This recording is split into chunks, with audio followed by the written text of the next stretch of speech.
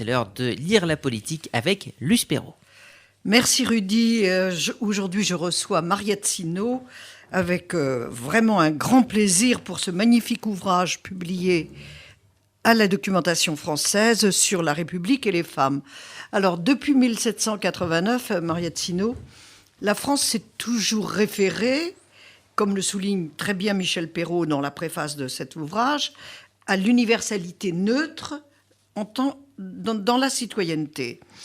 Mais on peut observer que ce neutre, en fait, se traduit par une défiance envers les femmes depuis 1789, depuis toujours.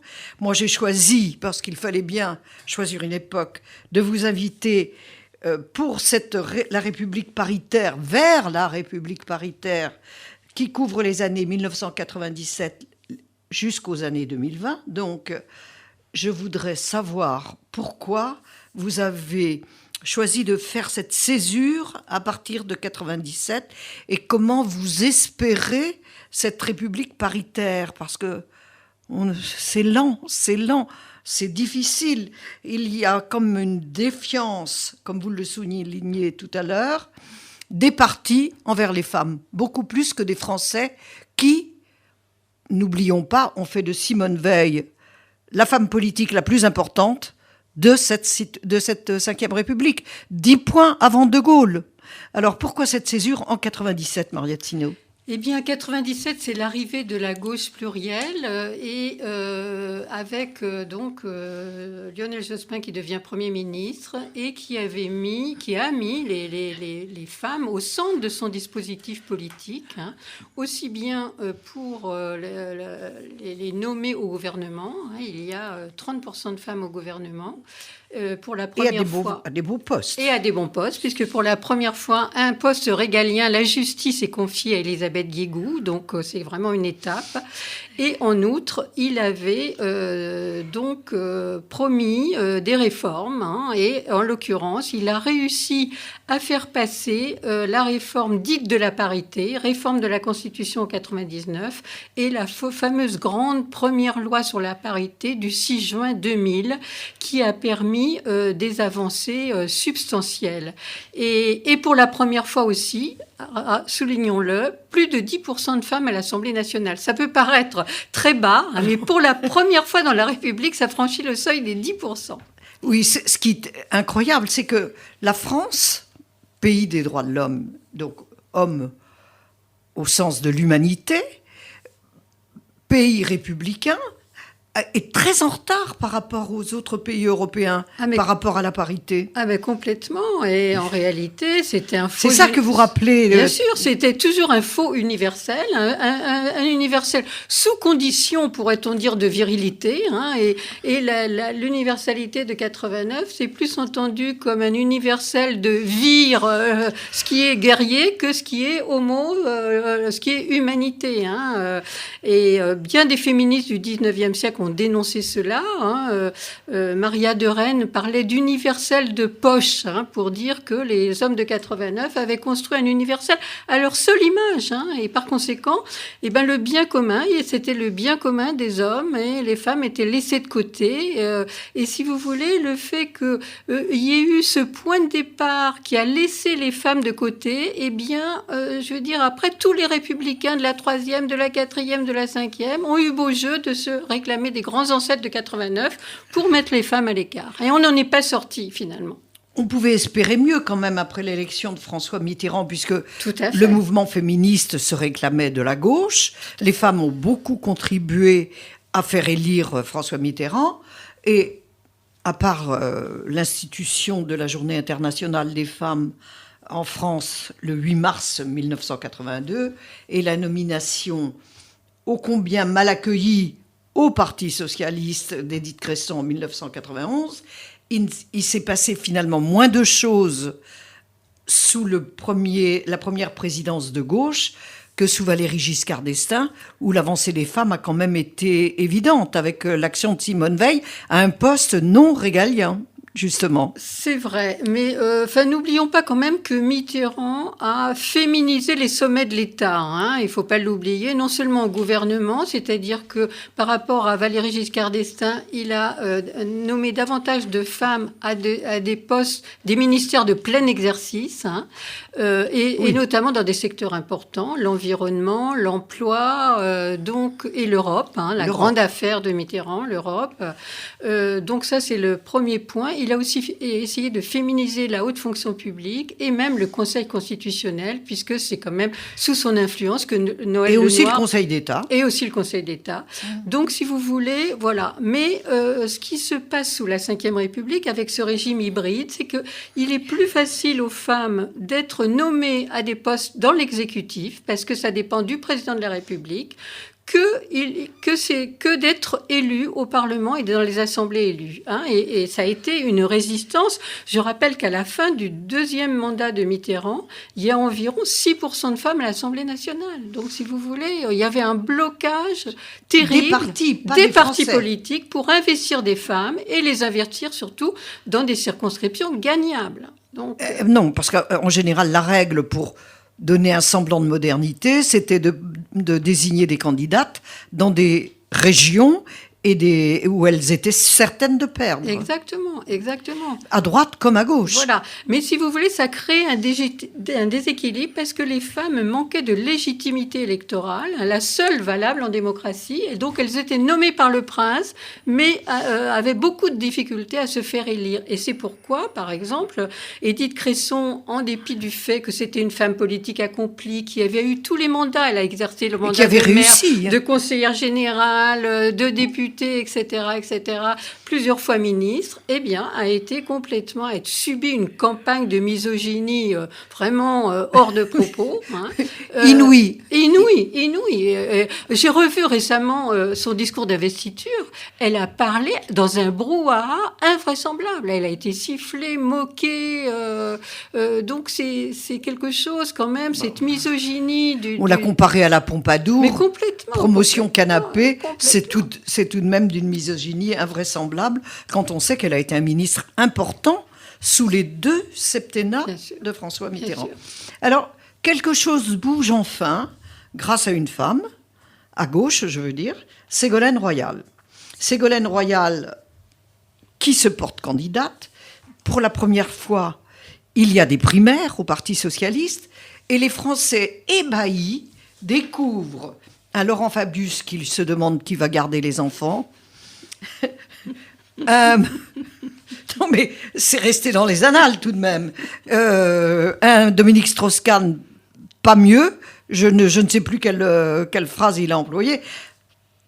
On avait l'impression que cette femme qui avait aussi dirigé des départements, une région, qui avait été ministre, qui a inventé l'environnement, le ministère de l'Environnement, si l'on peut dire, réellement, c'est elle qui a pris les vraiment grandes mesures sur l'environnement et pas seulement sur la petite écologie au jour le jour. Pourquoi cette femme a été ainsi boycottée à l'intérieur du PS, je veux dire. Bien sûr. Je veux dire, ses camarades de parti lui Par ont son propre lui ont compagnon. savonné la planche, pour parler vulgairement. Et si vous voulez, c'est comme si le fait qu'elle ait été investie candidate du Parti socialiste, c'était un crime de lèse-majesté masculine, impardonnable. Et par conséquent, ils ont fait en sorte qu'ils préféraient perdre l'élection présidentielle plutôt que de soutenir leurs petites camarades de parti. Ça s'est un peu passé comme ça, en dépit du fait que Ségolène Royal a évoqué des thèmes très novateurs dans la campagne, et notamment... Qui ont été repris après. Absolument. La démocratie participative, c'est elle. L'ordre juste, d'une certaine façon, on y revient parce que les problèmes sécuritaires, on l'a vu, prennent le devant de la scène. Et simplement, elle a eu raison trop tôt, je dirais. Hein. Elle a eu raison beaucoup trop tôt. Absolument. Son désir d'avenir n'a pas été reçu comme il fallait. Alors, bizarrement, c'est celui dont on pouvait peut-être douter par rapport au rôle des femmes. C'est le président Sarkozy, Nicolas Sarkozy, qui, le premier, donnera autant de postes régaliens aux ministres femmes. Michèle Alliot-Marie à la Défense, Nathalie Kosciusko-Morizet à l'Environnement, Christine Lagarde à Bercy, puis après, il la nommera, enfin Bercy, c'est-à-dire les Finances, le ministère qui a le plus de pouvoir, puisque c'est lui qui est arbitre, avec le président de la République quand même, mais c'est là où on arbitre les budgets des autres ministères. Puis il nommera Christine Lagarde au Fonds monétaire international. Il y a eu également Valérie Pécresse. Enfin, ça a été un vrai petit foyer de création de femmes politiques importantes. Absolument. N'oublions pas Rachida Dati à la justice. Avec la diversité au-delà de ça, effectivement. Ce qui avait tellement fait hurler. Ouais. Alors, qu'est-ce que ça signifie pour vous ? Est-ce que c'était enfin quelqu'un qui avait compris que les femmes ne pouvaient plus être laissées sur le côté ? Ah ben complètement, c'est-à-dire que les hommes politiques étaient maintenant dans une surenchère pour faire un affichage de femmes au gouvernement, et que Sarkozy d'ailleurs dans une interview il avait dit la parité c'est pas le nombre de femmes au gouvernement, c'est les postes qu'on leur donne, l'importance des postes qu'on leur donne, et c'est exactement ce qui s'est passé, c'est-à-dire il n'y a pas eu parité au gouvernement, mais en revanche des postes régaliens en nombre et qui marquaient une rupture évidente dans l'exercice du pouvoir. Et ce qui est important quand même, c'est que pendant cette présidence, ces femmes sont restées en place. On ne les a pas, comme en 95 avec Alain Juppé, où il y avait eu ce ministère soi-disant... Les Juppettes. Voilà. Et 1 an et demi plus tard, il y avait les Juppettes, allez, toutes dehors. Maintenant, on va prendre le pouvoir en main et on va faire les choses sérieusement. Mais c'était une leçon pour la droite, parce que cet épisode a été très mal reçu par l'opinion et c'était dit plus jamais ça. Et maintenant, on ne fait pas, de la fausse féminisation et il faut maintenant prendre les femmes au sérieux et leur donner des postes de pouvoir. Donc c'est ce qu'avait fait Nicolas Sarkozy et même si Rachida Dati aussi a été critiquée de diverses façons, la une de Paris Match qui a fait les... Voilà, mais d'une certaine façon, c'est vrai qu'elle était moins légitime que Édith Cresson dans la mesure où elle avait très peu exercé de poste de pouvoir avant sa nomination. Elle n'avait jamais été élue, donc elle n'avait pas une épaisseur politique très importante. Il y a quand même eu dans ces années 97, de 97 à 2020, enfin, dans la Constitution, l'inscription en 1998, justement, par la garde des Sceaux, Elisabeth Guigou, de l'égalité homme-femme. Mais est-ce que ça avait, en dehors d'un affichage, est-ce que ça avait vraiment un sens ? Est-ce que ça démarrait vraiment une nouvelle période, comme vous le dites ? Si vous voulez, la réforme de 99 était un préalable au vote d'une loi dite de parité. Alors la parité, c'est une idée nouvelle dans le ciel des idées républicaines et qui joue un peu sur l'ambiguïté, puisque ce qu'il faut rappeler, c'est qu'avant la loi de parité, il y avait eu une loi, celle de 1982, qui faisait un quota de femmes pour les listes municipales.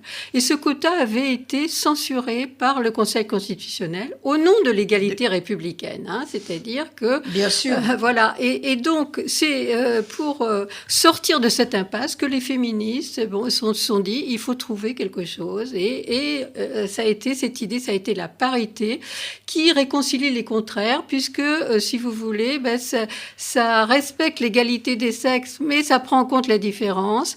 Et ça réconcilie l'action positive qui est, pas dans la culture politique française, et l'égalité républicaine, puisque la parité, c'est pas un quota, c'est 50-50, donc on retombe sur l'égalité républicaine. Donc c'est un petit peu une fiction qui joue sur l'ambiguïté. Mais quand même, de 1789, naissance de la Première République, Révolution française, à 1998, Ça vous semble pas aberrant? Ah ben c'est complètement aberrant, c'est complètement aberrant, c'est-à-dire que les républicains, au lieu de effectivement de conforter le régime avec l'appui des femmes, n'ont eu de cesse que de barrer l'accès des femmes. Hein. C'est par exemple André Léo, je viens de relire Les Pétroleuses là sous la Commune. André Léo, une grande figure du féminisme de cette époque, qui s'écrit: croit-on vouloir faire la révolution sans les femmes? On s'y est essayé depuis 80 ans et on a échoué, si vous voulez. Mais ça n'empêche que les républicains sont toujours restés vent debout contre un rôle politique des femmes qui, si vous voulez, était pour eux de bousculer la hiérarchie homme-femme, hein, et de ne pas faire en sorte de bousculer l'ordre social, qui est un ordre sexué, si vous voulez. Hein. C'est du non-dit, mais l'ordre social est sexué et ils ne voulaient pas sortir de là. Ils voulaient rester dans la théorie des deux sphères. Les femmes à la maison, hein, qui régissent les affaires de famille sous le contrôle des hommes, et les affaires publiques réservées aux hommes.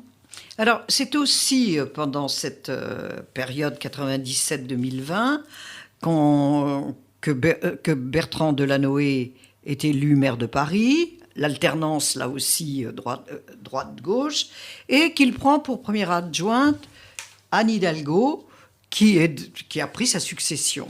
Alors, est-ce que là aussi, c'est un virage, une femme maire de Paris ?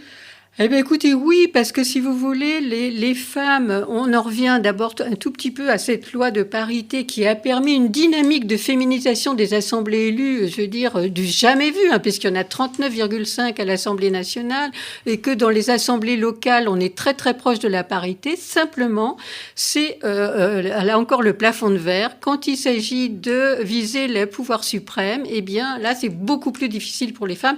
Et à l'heure actuelle, dans l'ensemble de la France, il y a moins de 20% de femmes maires. Et le plus souvent, elles dirigent de petites communes, mais il y a des exceptions pour les villes de plus de 100 000 habitants et les très grandes villes.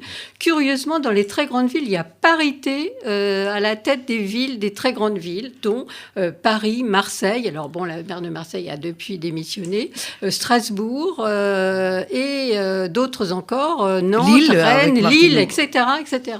Donc, si vous voulez, c'est vrai que là, il y a des femmes à des postes très visibles et dont on entend parler évidemment tous les jours dans l'actualité. Oui, mais est-ce que justement cette difficulté des femmes à se faire élire à la tête de grandes municipalités ou de régions, là aussi, il y a, si on compte... il y a 22% Pécresse. De femmes présidentes de région, donc si vous voulez, c'est quand même très très peu. La seule que l'on peut citer comme ça, c'est Valérie Pécresse, c'est la seule visible. Alors, est-ce que ce n'est pas quand même en contradiction avec ce désir des Français de voir les femmes jouer un plus grand rôle? Oui. D'où ça vient, ça? La résistance vient d'où? Eh ben, la résistance, elle vient toujours des hommes de parti. On sort pas de là. C'est-à-dire. Même là. Mais il y a très longtemps, Maurice Duverger, ce grand politologue, disait: une place donnée à une femme, c'est une place perdue pour un homme. On ne sort pas de là. C'est aussi bête que ça. Hein, aussi bête que ça. Bon. Et alors, on arrive à la présidence de François Hollande. C'est devenu une tradition. Il nomme Christiane Taubira à la justice, garde des Sceaux. Mais quand même des postes régaliens. Najat Vallaud-Belkacem deviendra ministre de l'Éducation nationale dans un deuxième temps. Oui. Il n'y en a pas beaucoup des postes régaliens pour les femmes. Mais ça nous rappelle quand même la campagne de François Hollande contre Ségolène Royal. Voilà. Mais en revanche, ce qu'il faut dire, c'est que il ne s'est pas quand même montré très féministe. Le premier gouvernement Ayrault est paritaire. Hein. Donc ça a été quand même un grand changement dans la politique française. Gouvernement paritaire, mais en revanche... Mais pas grâce à lui. Pas grâce à lui, non. Il faut bien rendre et simplement, effectivement... Il faut bien rendre à Jospin ce qui est à Jospin et à Hollande ce qui est à Hollande. Non, mais tout à fait. Et donc, paritaire, mais avec des places en second rang, effectivement... c'est incontestable. Donc, il a fait un petit peu le contraire de Sarkozy. Sarkozy n'avait pas fait de gouvernement paritaire, mais il avait mis des femmes à des postes clés et régaliens, et Hollande a fait un petit peu l'inverse. Pour vous, quel est le choix le plus intéressant? Celui de Sarkozy ou celui de de Hollande Pour les femmes. L'essentiel, c'est quand même d'avoir des postes clés pour pouvoir marquer les esprits. Regardez Taubira, elle a incarné la loi Du mariage pour tous, comme Simone Veil a incarné la loi sur l'IVG. Donc, c'est quand même pouvoir changer les choses, pouvoir changer la vie. Alors, au milieu de cette histoire des femmes politiques, vous réservez une page au discours qu'a prononcé le président de la République de l'époque, c'est en 21 mars 2007, l'hommage de Jacques Chirac à Lucie Aubrac. Pourquoi cette femme est-elle pour vous? Elle n'a jamais exercé aucune fonction politique. C'était une héroïne de la résistance.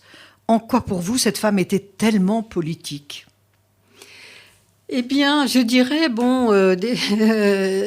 il m'est arrivé de rencontrer Lucie Aubrac et j'ai trouvé cette femme tellement incroyable. Je dirais, y compris dans son très grand âge où elle ne voyait plus, où elle faisait comme si elle voyait, etc. Et sa modestie dans la façon dont elle racontait son action et son engagement envers...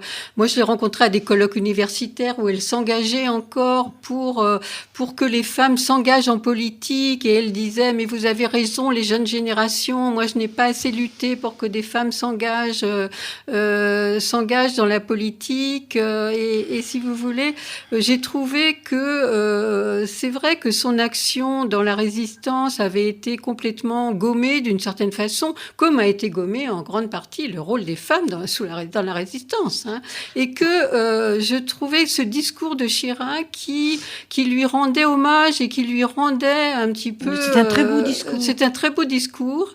Et je veux dire, c'est quand même... faut rendre hommage aussi à Chirac qui a su parfois réparer des erreurs historiques. Il y en a d'autres, et donc j'ai trouvé que c'était quelque chose qu'il fallait faire savoir. Et Chirac, qui n'a pas eu la réputation d'être un président féministe, c'était quand même la manière pour vous de rendre hommage à ce qu'il a eu de meilleur par rapport à la France. 2017, on arrive à Macron. Alors là, la présence des femmes au poste régalien, il y a eu vaguement Belloubet, quelques années à la justice, Florence Parly à la défense, mais on ne peut pas dire qu'elle ait marqué que les Français sachent vraiment qui elle est.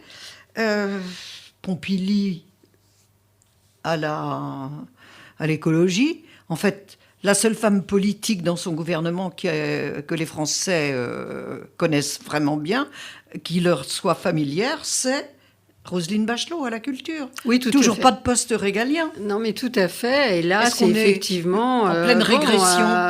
Une forme de régression, on peut le dire. On peut le dire. Et Roselyne Bachelot, d'ailleurs, a été choisie un petit peu pour ça, pour sa popularité, parce que c'est une femme qui passe très bien auprès de l'électorat et de la population, une femme dynamique, droite et gauche, absolument, qui transcende un peu les clivages et elle a été choisie pour ça. Alors simplement, je dirais que ce qui change avec le macronisme, c'est le fait que pour la première fois, les femmes sont 39,5 à l'Assemblée nationale, et que c'est arrivé à un moment, comme par hasard, où les partis de gouvernement, ceux-là même qui avaient écarté les femmes, ont été mis de côté par le côté disruptif de Macron et de LRM, si vous voulez. Donc c'est quand même, si vous voulez, quelque chose là de très important. C'est-à-dire que, alors c'est vrai, il y a toujours plus de femmes au gouvernement qu'à l'Assemblée nationale, mais l'écart se réduit. L'écart se réduit, et je dirais que ça, c'est très important, la légitimité électorale et l'élection à l'Assemblée nationale, qui est quand même le cœur battant de la République. C'est le cœur battant de la République, je ne vous dirai pas le contraire. Pour conclure, Mariette Sinault, les grandes voix aujourd'hui des femmes ne sont-elles pas celles des intellectuels plutôt que des politiques? Quand on a une référence, c'est Michel Perrault, c'est Elisabeth Badinter. Elles sont déjà d'une autre génération. Qui pour prendre la relève? Qui pour prendre la relève? Effectivement, c'est difficile parce que il y a une crise du politique, une crise de confiance, mais encore une fois, de ces crises peut surgir peut-être une outsider, mais difficile. Serane, ne vois-tu rien venir? Oui. Difficile de savoir d'où elle va arriver. Oui. Merci Mariette Sinault. Je vous recommande de vous plonger dans ce magnifique ouvrage de la documentation française, Les femmes et la République, préfacé par Michel Perrault, écrit par Scarlett Beauvalet, Annie Duprat, Armelle Lebras-Chopard, vous-même Mariette Sinault et Françoise Thébault. C'est vraiment une somme formidable.